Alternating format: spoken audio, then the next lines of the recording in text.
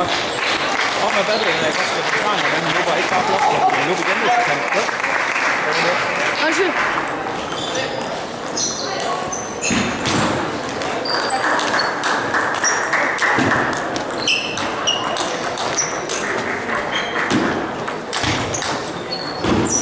God tid, flot spillet.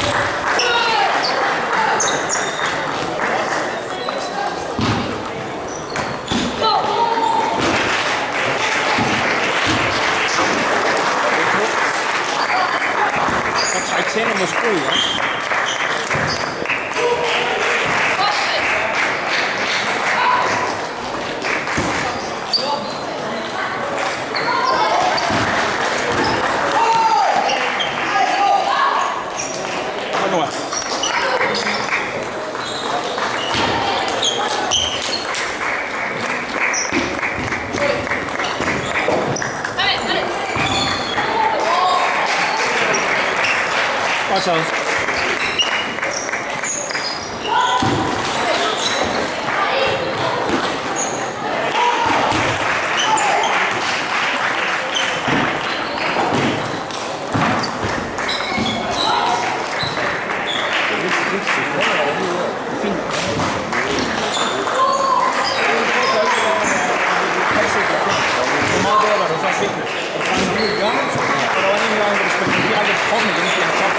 Jeg ved ikke, om du er bevidst, at du skal på bolden. Det er flot set, så.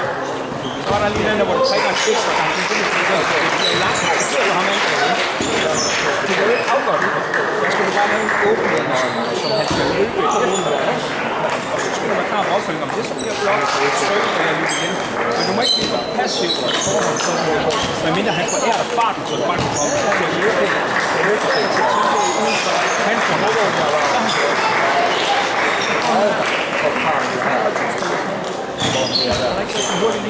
Men den kommer godt til noget,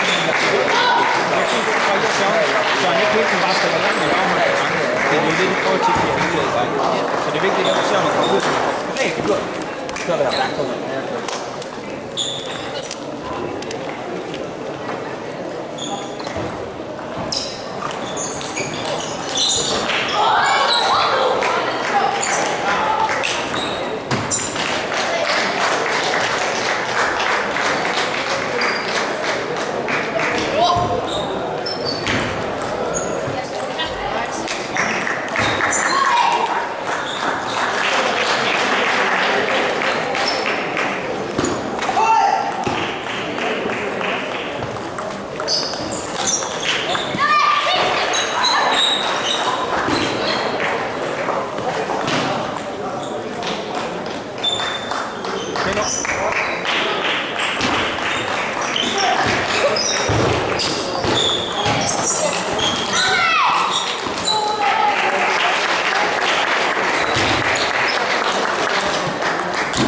Godt spillet.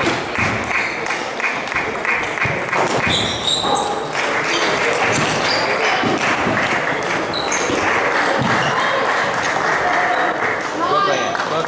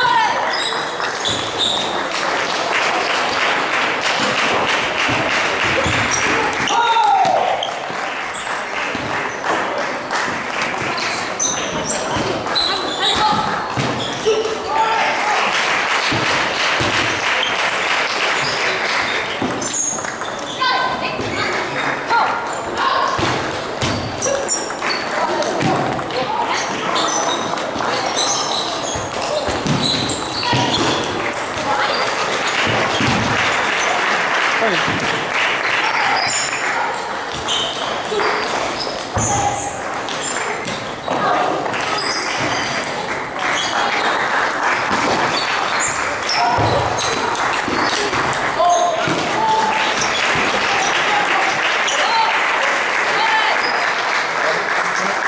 God tid nu. Ja, så.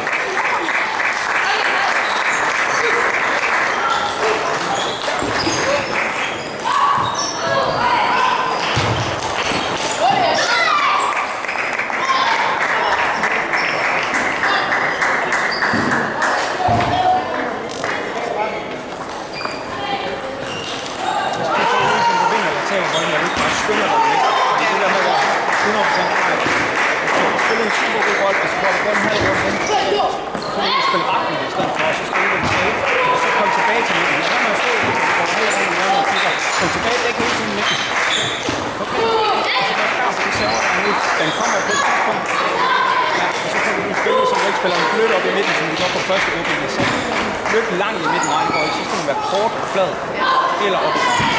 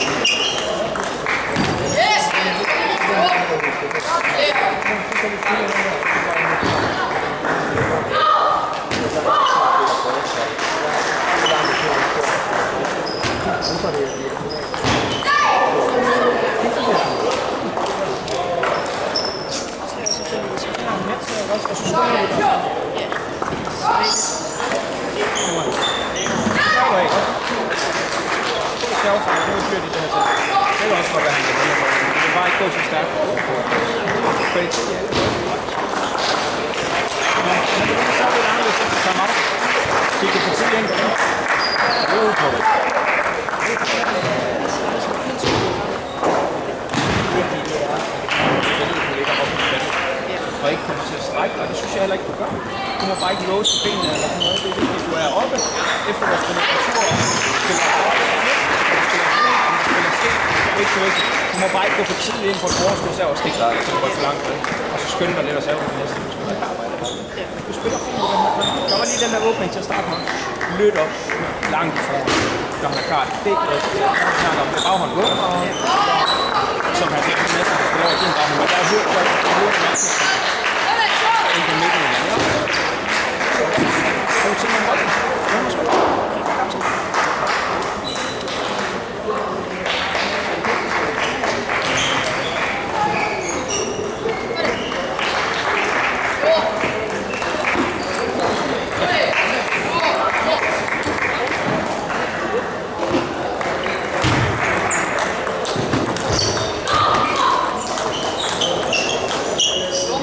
God tid.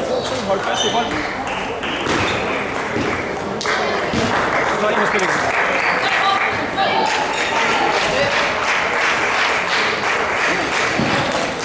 Sådan.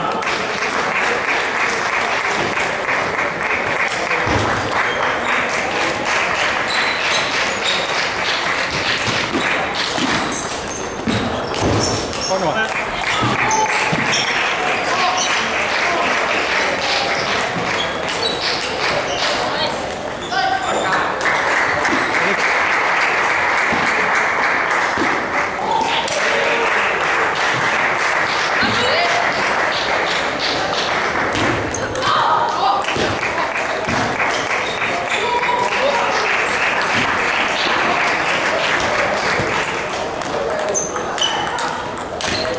Træk spillet ind over.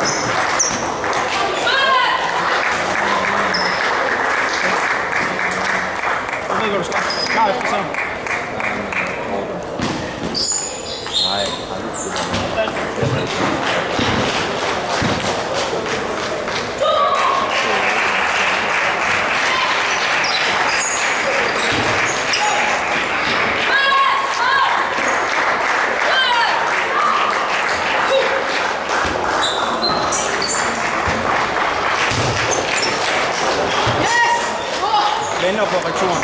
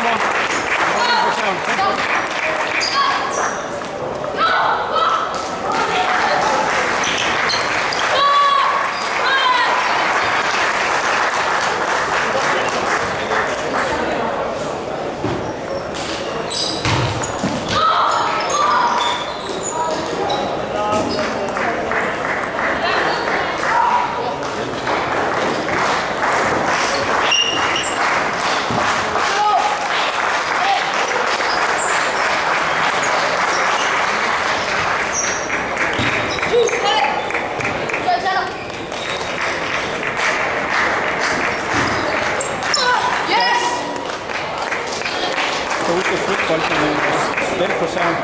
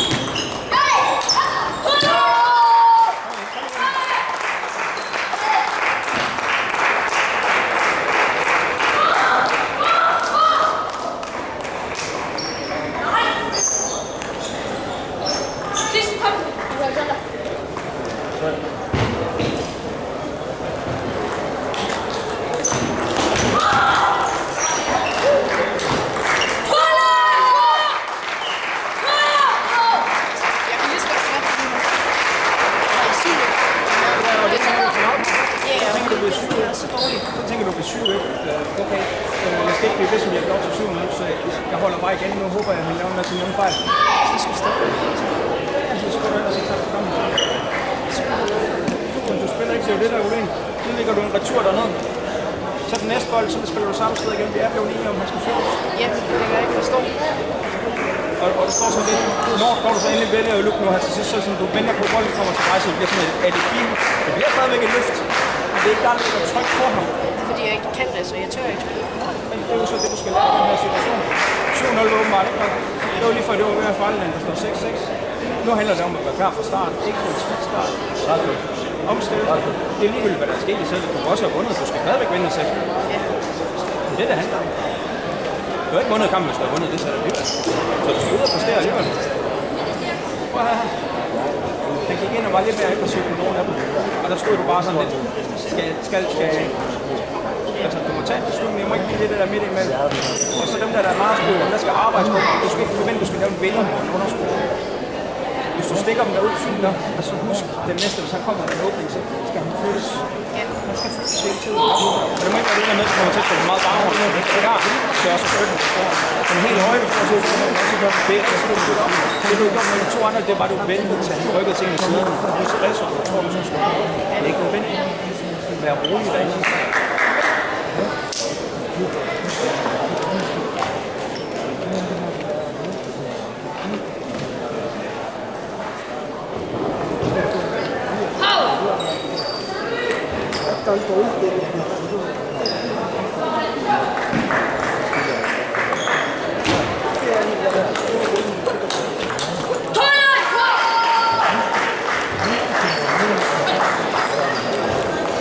Aktiv.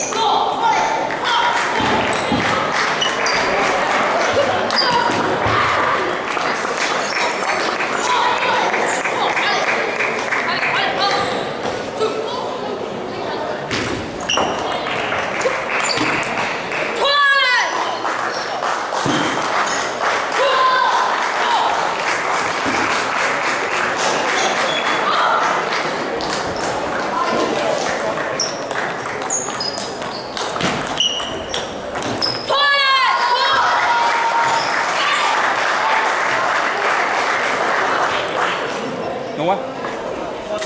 Noah.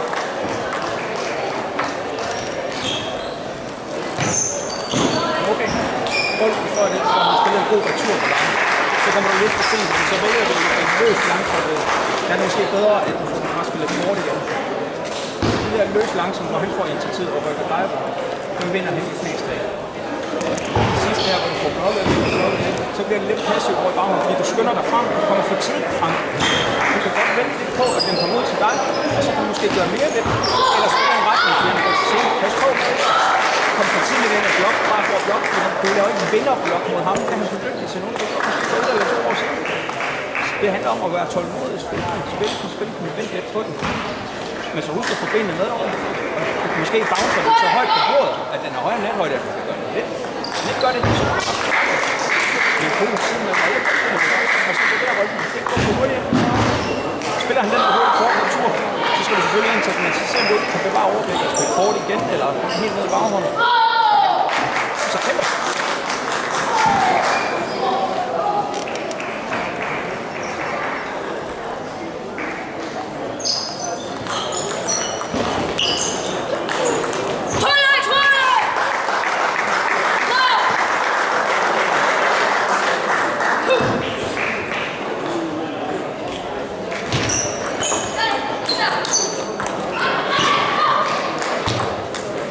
On the way.